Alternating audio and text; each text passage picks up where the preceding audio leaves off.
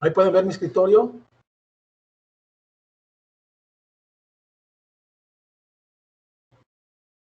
Sí, maestro, sí se puede ver. Correcto. Bueno, iniciaremos. Buenas tardes a todos. Esta unidad, la unidad número 1 de la materia de legislación,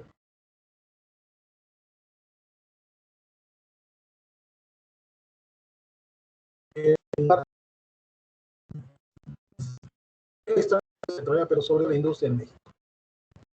Una fecha importante y memorable es la del 18 de marzo de 1938,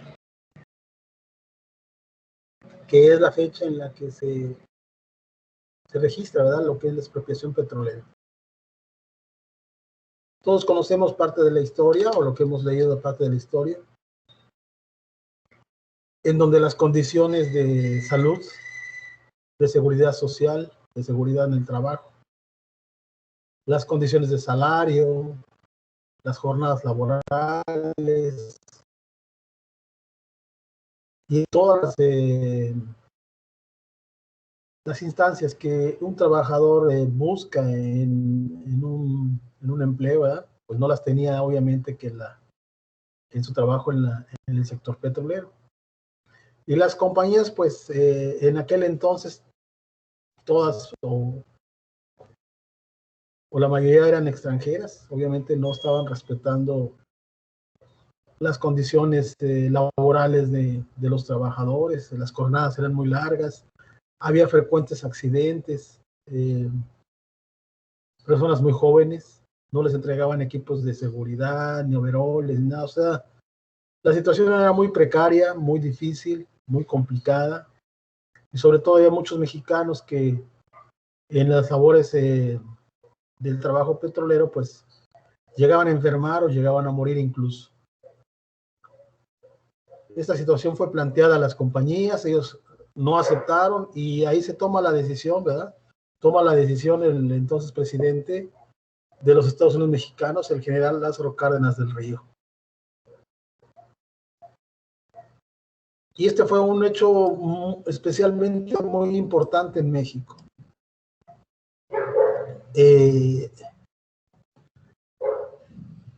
El apoyo que dio la población al presidente en aquel entonces, porque en el momento de expropiar la industria petrolera, el gobierno mexicano se apropiaba también de las instalaciones y los equipos en aquel entonces los equipos de perforación, toda la instrumentación y todo lo de valor que tenían las compañías en aquel entonces instaladas con las que se perforaba y se trabajaba, ¿verdad?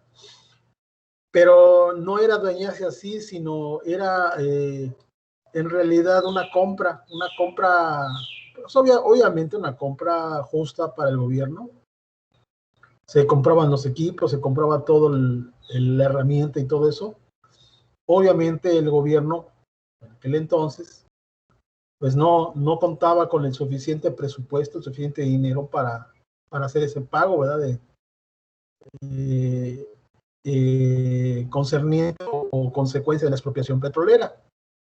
Y en aquel entonces la población lo que hizo fue apoyar al gobierno, hubo campañas, y se apoyó al gobierno con pertenencias, joyas, cosas de valor que tenía la población, y ese fue un proceso, pues la verdad, me imagino muy hermoso, muy solidario de los mexicanos en aquel tiempo.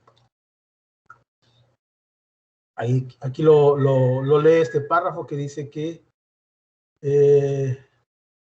la expropiación ocurrió un viernes y poco a poco fue adquiriendo el apoyo de la opinión pública. Esta acción generó un sentimiento de profundo respeto hacia el presidente del pueblo mexicano, que apoyó moral y económicamente el gobierno, inclusive llevando joyas y demás posesiones al Palacio de las Bellas Artes el 12 de abril de ese año. Como era de esperarse, la economía mexicana fue severamente golpeada por tal decisión. Sin embargo, comenzaría una nueva historia para el petróleo en este país, una vida autónoma, sin participación directa de las empresas extranjeras y sometido únicamente al control del Estado de México. o del Estado mexicano, perdón. La expropiación petrolera fue entonces un acto quizás arrebatado debido a la situación que vivía en ese entonces la economía mexicana y dependiente del capital extranjero en gran medida. Sin embargo, significó un nuevo comienzo para el sector petrolero de esta nación. Un cambio de este tipo obviamente no es fácil. Un cambio de este tipo tiene repercusiones. Todo hay que hacer de nuevo, todo hay que hacer, empezar de cero. La mayor parte del personal técnico capacitado era extranjero. Algunos de ellos quizá acordaron trabajar con México para que la industria no cayera. Y en realidad este fue el inicio, ¿verdad?, de que los mexicanos tuvieran la preparación o se empezaran a entrenar en las actividades petroleras. Es decir, la mano de obra no era calificada, la mano de obra mexicana no era calificada, y en su momento tuvo que hacerse un esfuerzo. El gobierno tuvo que hacer un gran esfuerzo para poder entrenar a esta gente. Me imagino, no he leído a detalle la historia, así como debiera. Me imagino que durante el Inter hubo muchos errores, hubo problemas, hubo posiblemente brotes, descontrol de pozos, hubo catástrofe, hasta cierto punto accidentes, y todo, pero todo eso en su momento fue un proceso de cambio. No fue hasta 1900, estamos hablando de 38, no fue hasta 1950 y tantos, 60 y tantos, que se dio inicio a la carrera de ingeniería petrolera, ¿verdad?, en México. Esa fue en la Secretaría de Minería, donde se prestaron las primeras aulas para capacitar a los primeros alumnos de ingeniería petrolera.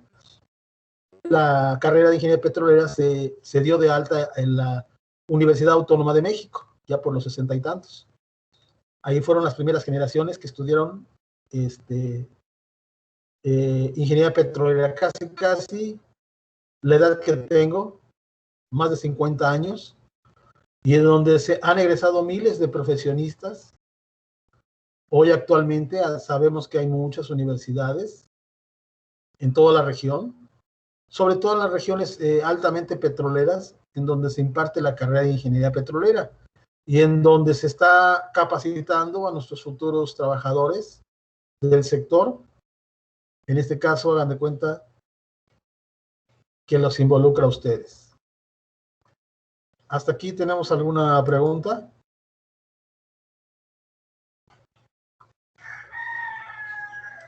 ¿Vamos bien? Sí, maestro. Ok. Vamos a ver brevemente algunas partes importantes de la historia o de los datos históricos con relación, bueno, siendo una industria petrolera que absorbe el gobierno mexicano, obviamente, despuesito de la expropiación petrolera se crea Pemex como la paraestatal que va a dirigir, ¿verdad?, los rumbos del sector petrolero en México. A la fecha, Pemex es la paraestatal más importante. Durante muchos años no había un pozo si no lo autorizaba o si no había alguien de Pemex supervisando y al pendiente, ¿verdad?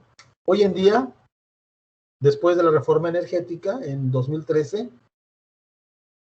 y prácticamente aplicando desde el 2014 para acá, hace 6 años, ya 7, las compañías extranjeras tienen un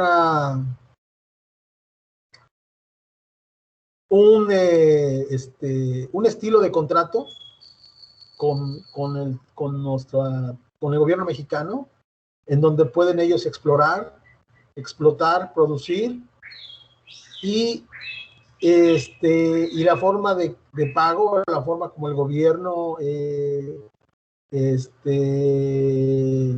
regresa esa inversión que hacen las compañías. Muchas de ellas es a través de la venta del crudo o compartiendo la producción. Durante muchos años, en el momento que hubo la expropiación petrolera, obviamente se quitó de las manos las maniobras y todas las actividades petroleras a la industria privada, y se entrega todo esto en manos de la paraestatal Pemex, en manos del gobierno. Y después de la reforma energética en el 2013, 2014, las actividades petroleras nuevamente regresan a manos de la industria privada en condiciones no desventajosas, técnicamente hablando o legislativamente hablando. México no, entre comillas, no pierde esa potestad de ser dueño del petróleo, de ser dueño del territorio, pero de alguna manera sí hay acuerdos contractuales que benefician a estas compañías porque ellos finalmente traen el dinero, el recurso. Recuerden que este sector, el sector petrolero, es como cualquier industria que requiere la inyección de dinero, como en el caso de cualquier economía de la casa. En una economía, en una casa, si no hay dinero, no se adquiere nada, no hay progreso, no hay desarrollo. En casa de uno de ustedes existe la entrada del dinero, que es lo que hace mover todo, mover, por ejemplo, la preparación académica ahorita de mis 3 alumnos que tengo conectados, de Lupita, de Drey y de Fernanda. O sea, si no hubiera dinero, ustedes no tendrían la manera de estudiar. ¿Están de acuerdo conmigo? Si no hay dinero, sí, no habría manera, no habría la manera de alimentarse, de vestirse, de pagar transporte, de comprar libros, de pagar internet. O sea, el dinero mueve todo prácticamente, toda la economía, todo el progreso, siempre y cuando sea utilizado correctamente. El dinero pues es importantísimo para todos los sectores porque permite hacer la inversión de capital, la generación de empleos, y esta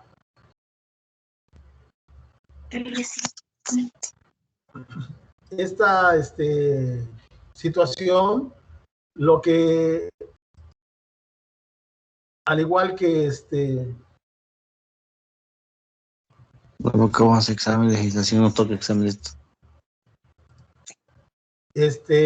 no se generaría la economía. Entonces es muy importante tener el capital. Por eso, en las familias en donde se tiene el ingreso, donde se hay ingreso, pues esas familias, si son bien administradas, ¿verdad? Hay comida, hay vestido, hay escuela, hay progreso. O sea, los hijos van adquiriendo educación, van adquiriendo preparación académica. No es lo mismo, no sé de ustedes, Fernanda, Edrey, Henry, Cris, Lupita, no sé quién de ustedes ha tenido la oportunidad de trabajar, de hacer un trabajo ahorita en este momento que no son ingenieros todavía. Pero si alguno de ustedes ha trabajado, pues no ha sido otra cosa más que ser ayudante, obrero, auxiliar. ¿Es así?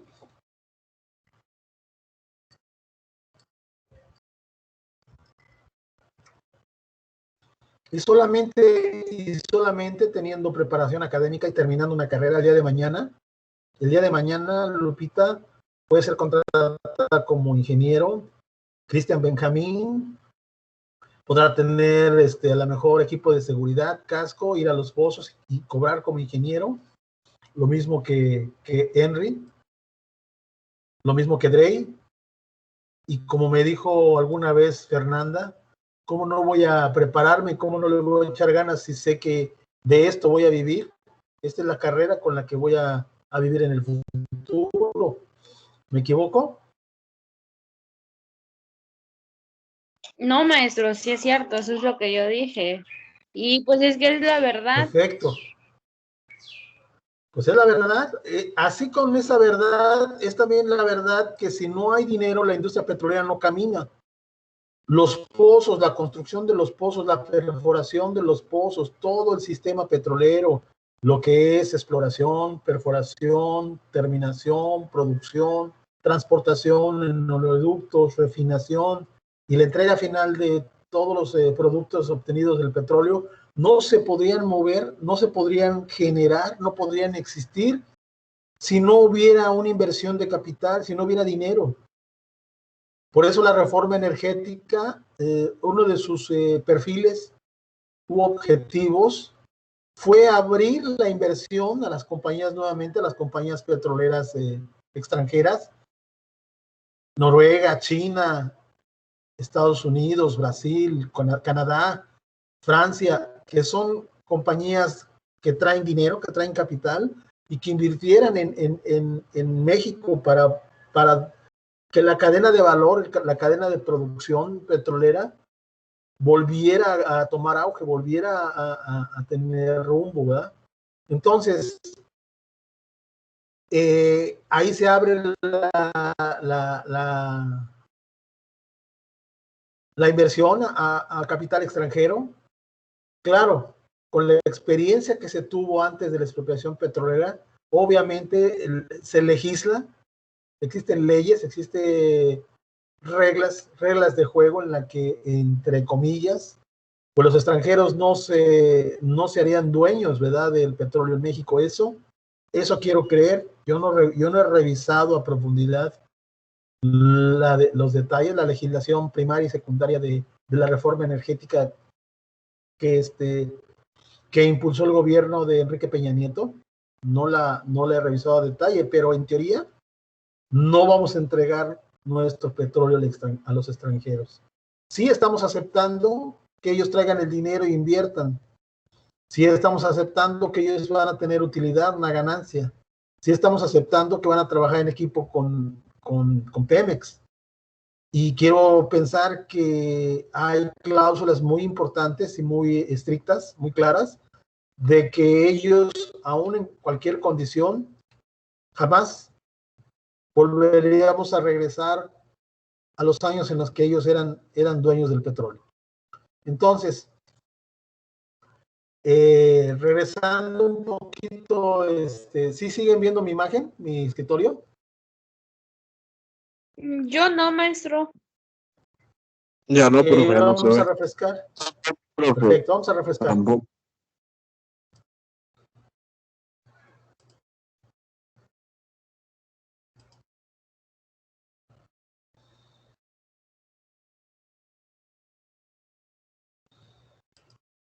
A ver, díganme si ahí lo ven. Sí, ya, profe, ya. Ok. Posterior al sexenio de Cárdenas de Río, durante el gobierno de Cárdenas, la situación fue un poco distinta debido a esas circunstancias que orillaron a que se beneficiara el sector petrolero mexicano. Las empresas petroleras estadounidenses afectadas por la expropiación exigían al gobierno de su país que los indemnizara con una cantidad de 400 millones de dólares. Imagínense en aquel entonces lo que era esa cantidad de dinero. Estamos hablando del 38, 39, lo que representó una suma exorbitante para el gobierno, que a su vez enfrentaba el problema de la Segunda Guerra Mundial. Esto fue en 1941. O sea, en aquellos tiempos se cruzaron también, así como hoy se cruzó la pandemia y muchos problemas que tuvimos en el 2020, en aquel entonces estaba la Segunda Guerra Mundial. Afortunadamente nada más hubo 2 y esperemos que no haya una tercera, porque en una guerra mundial la economía cambia, los países se ven muy afectados, muere mucha gente, millones de gente, y el conquistador o el que gana la guerra es el que pone las condiciones. Entonces, en aquel entonces se cruzó con la Segunda Guerra Mundial, por lo tanto el gobierno del país vecino aceptó que el petróleo del territorio mexicano era exclusivo de ese país. En aquel entonces Estados Unidos, para mover toda sus armamentos, toda la estructura bélica, tanques, barcos, todo lo que se podría mover, pues casi le digo a México, pues bueno, ok, te vamos a dar chance, me debes todo esto, pero te vamos a dar chance ahorita, lo que sí vas a hacer es venderme todo el petróleo. Y pues ni modo, ¿verdad? Se llegó a acuerdos para hacer un global de 40 millones de dólares. Vean, en varios países del gobierno mexicano, encabezados entonces por el presidente Ávila Camacho. Había una deuda de la que ya se habían pagado 3 millones. Imagínense, habían pagado 3 de 450 millones de dólares. Es una cantidad brutal, ¿verdad? Muy alta, pero bueno. Esta consecución de llegar a buenas relaciones con el gobierno de Estados Unidos permitió al gobierno mexicano tener un control absoluto del petróleo nacional sin que se estuvieran inmiscuidas las empresas extranjeras que habían imposibilitado el desarrollo de la industria petrolera mexicana. Quiere decir que las empresas en aquel entonces eran dueñas de las producciones, eran dueñas de las operaciones, eran dueñas del petróleo prácticamente, pero pues una gente que gana y ya hasta donde no gaste, mucho mejor. Por eso no había progreso, por eso no había tecnología, por eso no hubo avances en aquel entonces. Y esto se logró gracias hasta que la industria petrolera llegó a las manos del gobierno de México. Después del periodo de Ávila Camacho, subió al Poder Ejecutivo el licenciado Miguel Alemán Valdés,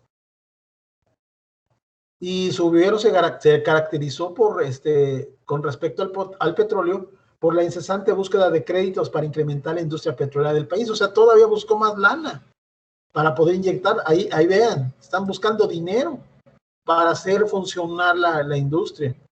Existía un ambiente de incertidumbre con respecto a la capacidad de mantener una industria petrolera nacional estable, capaz de ser autosuficiente, debido a que no existían los recursos económicos necesarios para lograrlo, porque la inversión extranjera había sido el sostén de este sector. Ya en 1947, posteriores a la guerra, creo que la guerra terminó en el 44, 45, en 1947, durante su gestión, el gobierno mexicano anunció que las empresas petroleras alemanas y británicas, que demandaban una cantidad de 250 millones de pesos por las propiedades que les habían sido expropiadas, aceptarían el pago únicamente de 21 millones. Fíjate, les perdonó y casi le aceptaron el 10% de estos 250. Claro que estas cantidades son exorbitantes, son exageradas, como diciendo, a ver si es chicle y pega, no le voy a pedir al gobierno mexicano que está endeudado con esta cantidad conmigo y a ver si me lo paga, pero pues obviamente es muchísimo dinero y bueno, al final aceptó 21 millones de pesos, lo que significaba un desahogo extraordinario para el país debido a que el endeudamiento con el exterior era tremendo. Con estas medidas se procuraba que el sector petrolero tuviera menos deudas para que se pudiera trabajar en aras de mejorar la industrialización del mismo, para desembocar en un funcionamiento autosuficiente del mismo. Este es algún problema gravísimo. Y esto, por ejemplo, pues es un ejemplo de lo que puede ser en una casa en donde no se lleva una buena administración, donde papá o mamá gastan más de lo que ganan.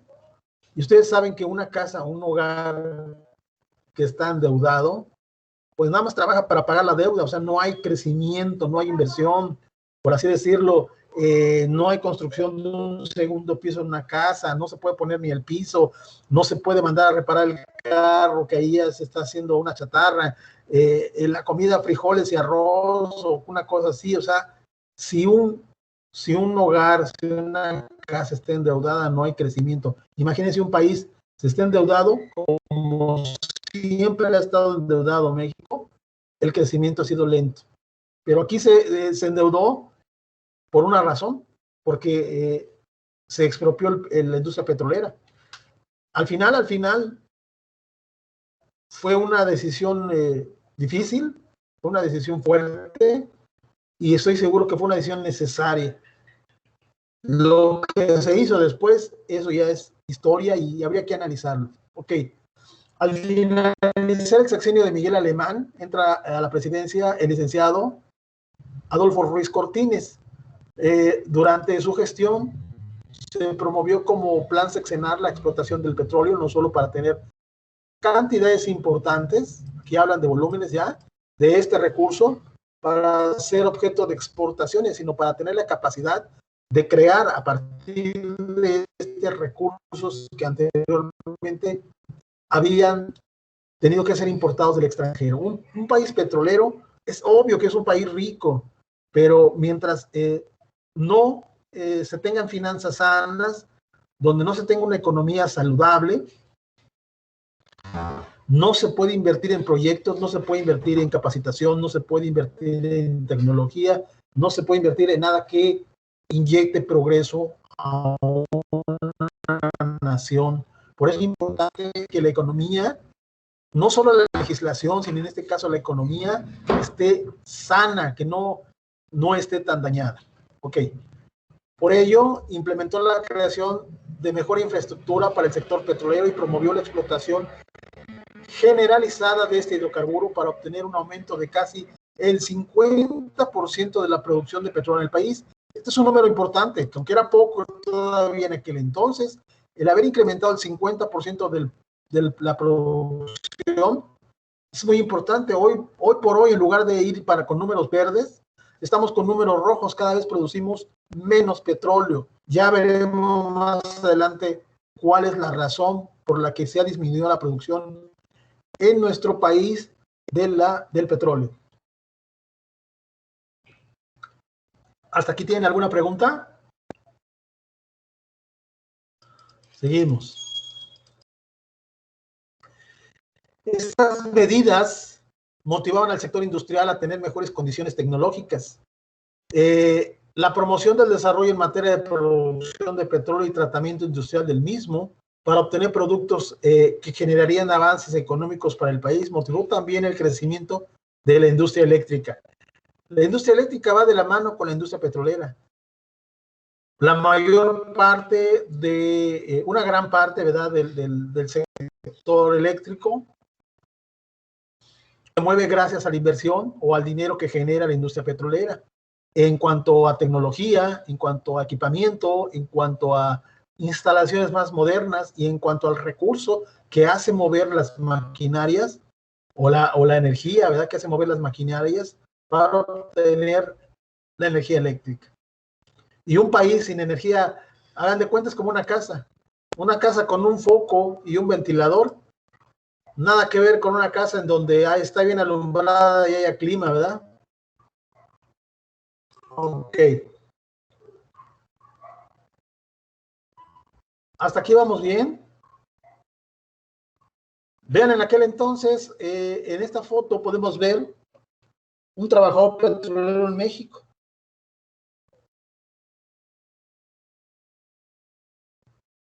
Yo no lo veo con guantes, ¿verdad? Este operador.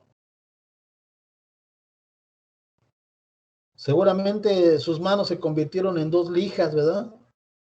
Por el trabajo rudo que implica las actividades petroleras. Ok. El siguiente presidente, después Adolfo López Mateos, quien había cumplido como secretario del Trabajo durante el sexenio anterior.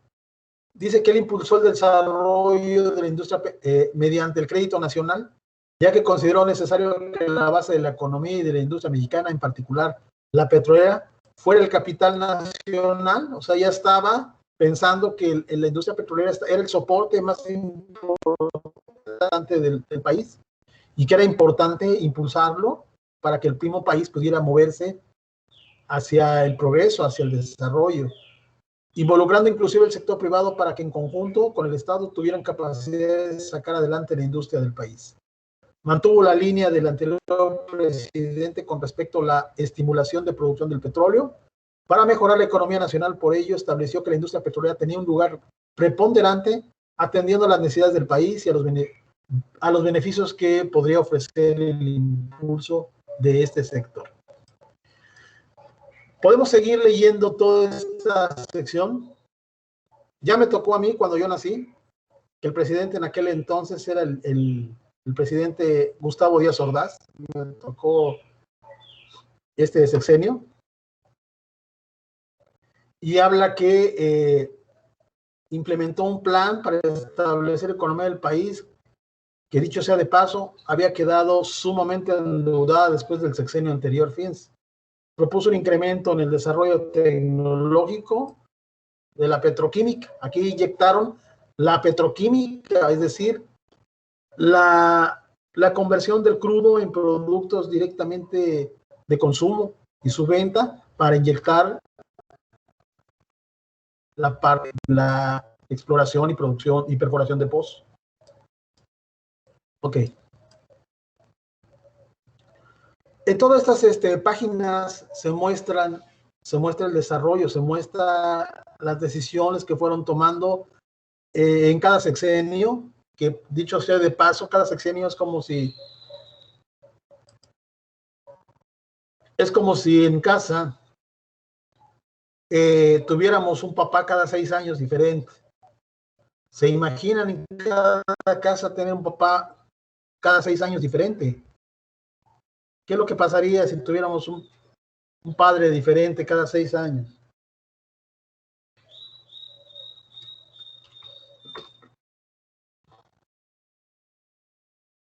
Lo que pasa es que lo que pasaría es que la directriz, lo que dice un papá, a lo mejor cuando viene otro dice, no, yo no estoy de acuerdo con esa idea, mejor vamos a hacer esto otro, ¿verdad?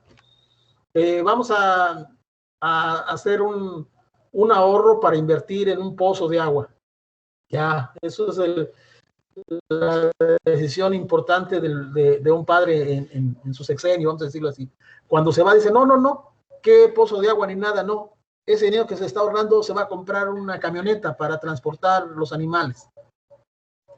Y a lo mejor compra la camioneta y se acaba su sexenio, no, vamos a vender esa camioneta y lo que vamos a hacer es construir el segundo piso que necesitamos porque ya somos muchos. Y entonces cada presidente en su sexenio muchas veces no sigue la línea, o sea, la línea clara de crecimiento que el anterior. Cambia de decisión, cambia de estrategia, cambia de idea, y por eso el rumbo del país es tan endeble, tan cambiante, que lo que origina a veces es que algo que está invertido no se le saque el provecho y se invierta en otra cosa y eso quede muerto. No sé si me explico en esta sección del ejemplo que les estoy dando. Sí, profe, sí la estoy entendiendo yo. Bueno, por eso es muy importante, ¿verdad? Que cada sexenio, que cada gobernante que tengamos, ojalá pudiera tener una tendencia muy similar, posiblemente a lo mejor no idéntica, pero decir, ok, por ejemplo, como el ejemplo que puse, un papá que dice, en mi sexenio vamos a perforar un pozo de agua. Se va él y llega otro, bueno, me parece muy bien el pozo de agua, pero no me gustaría que fuera en esta sección, sino que fuera aquí, porque estoy seguro que de este lado vamos a tener una buena obtención de agua que requerimos para la limpieza y para el uso de casa, ¿verdad? A lo mejor no rompió en sí el esquema, solamente hizo un pequeño ajuste, a lo mejor con más información, con más datos, y su decisión es más certera todavía que la anterior. A lo mejor la anterior todavía no tenía la información como para cumplir el proyecto y así. ¿Me explico? Entonces, es muy importante esa parte en el gobierno. Desafortunadamente, México es así y ustedes viven aquí y es importante mostrarles a ustedes cómo se lleva a cabo estas decisiones y por qué es tan importante tener o contar con un gobernante inteligente, preparado, que conozca las necesidades del país, las necesidades del pueblo mexicano y que tome las decisiones más certeras. Bueno, uno de los grandes hechos que resultaron en la economía mexicana fue Cantarell. Este yacimiento en zona marina del litoral muy importante, que en su momento dio muchísimo dinero. La producción llegó, creo que 1.700 millones de barriles diarios, nada más, y que en suma casi alcanzaban los 3.000 millones de barriles diarios. Por aquí viene la cifra. Ay, no sé dónde viene. Bueno.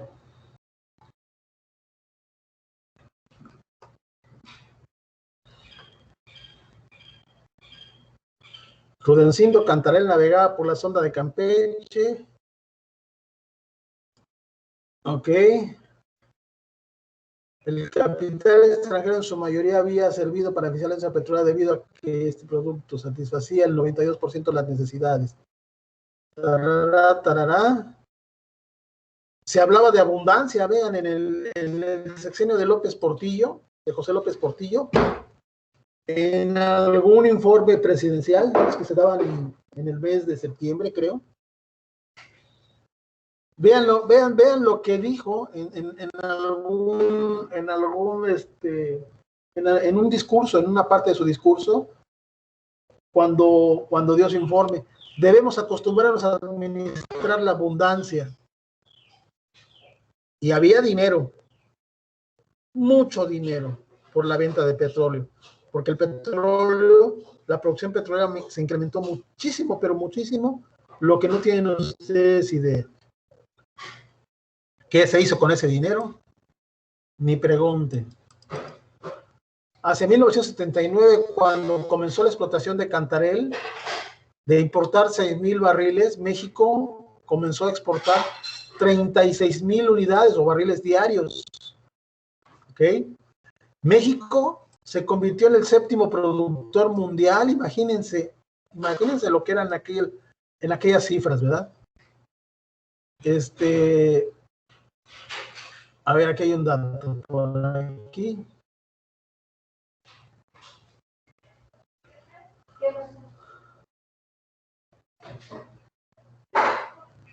Los ingresos por exportación del petróleo, bueno, esto es otro hecho que ocurrió en el sexenio de la Madrid, el presidente de la Madrid, pero aquí la economía se fue en alta, ¿eh? Y vean esto que dice, ahí se ve la fortuna y la desgracia. Fortuna por la providencia geológica y desgracia por la incapacidad de Pemex y el gobierno de administrar los ingresos petroleros de forma eficiente y transparente. La palabra de transparente, yo creo que para ustedes es sinónimo de corrupción. Este sector, como muchos en México, adolece de ese cáncer que acaba con cualquier negocio, con cualquier industria, la corrupción. Y bueno, viene el sexenio de Salinas de Gortari, habla del Telecán, del Tratado de Libre Comercio de Norteamérica, de América del Norte, perdón, en donde intervienen México, Estados Unidos y Canadá, y donde en materia petrolera no se contrajo ninguna obligación, es decir, México quedó independiente de esto y pudo seguir haciendo su comercialización como el más le convenía. Viene el sexenio de Ernesto Zedillo, creo que por aquí ya ustedes ya nacieron. Y continúa la producción. Y vean este gráfico es importante. Estos son los miles de barriles diarios. Vean, para arriba, en los 80s, Cantarell, y va para abajo. Esto es como 2014, 2013, antes de la reforma energética. Y si siguiéramos graficando, esta gráfica quedaría por aquí así, bajando todavía a los 1,300, creo que andamos ahorita, 1,300 barriles diarios. Cuando llegamos a producir poco más de 3,000 millones de barriles diarios. Ya en el sexenio de Felipe Calderón Hinojosa se hablaba de una reforma energética. Y vean ustedes, aquí está la cifra, donde el yacimiento Cantarell alcanzó su máximo productivo de 3.4 millones de petróleos diarios. En aquel entonces tuvo una caída brutal y ahora no, creo que no da ni 1 punto y feria de producción. Bueno, en el sexenio de Ernesto Zedillo la situación sigue igual. Vicente Fox, el presidente de Botas, igual alta corrupción, el primer cambio hacia la oposición, el PAN. Y al final, pues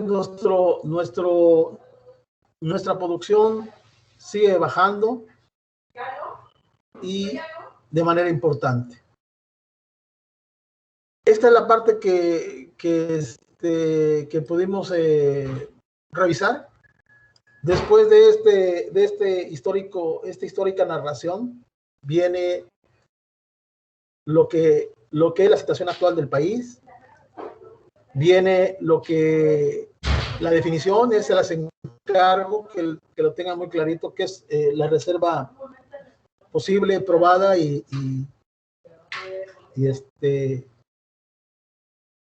la 1P, 2P y 3P,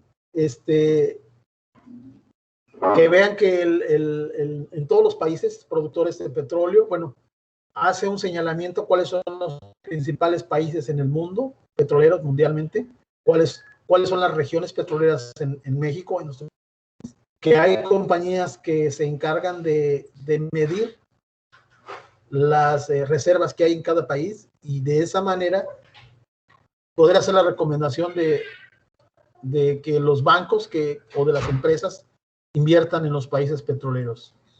Y finaliza por ahí con algunos datos de la paraestatal. Y mañana tenemos examen. Después de la próxima semana vamos a hacer un ejercicio para ver cómo consultar y cómo revisar la publicación de información en su página web que tiene la Comisión Nacional de Hidrocarburos, que dicho sea de paso es una fuente de información muy importante y vamos a aprender a utilizarla y a sacarle provecho a esa página en donde actualmente por la reforma energética nos permite accesar a información que antes no era posible y ya lo revisaremos a detalle. Por ahí vamos a hacer unos ejercicios que estarán anotados en una de las unidades con relación a la revisión de la página web de la Comisión Nacional de Hidrocarburos. Por mi parte sería todo el día de hoy. No sé si quieran hacer algún comentario.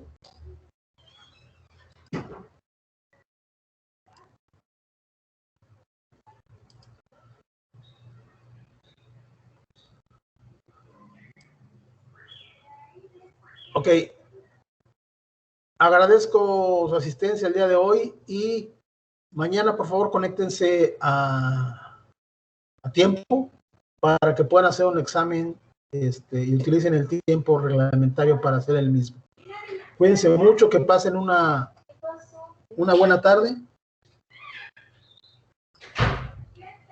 Gracias y cuídense mucho.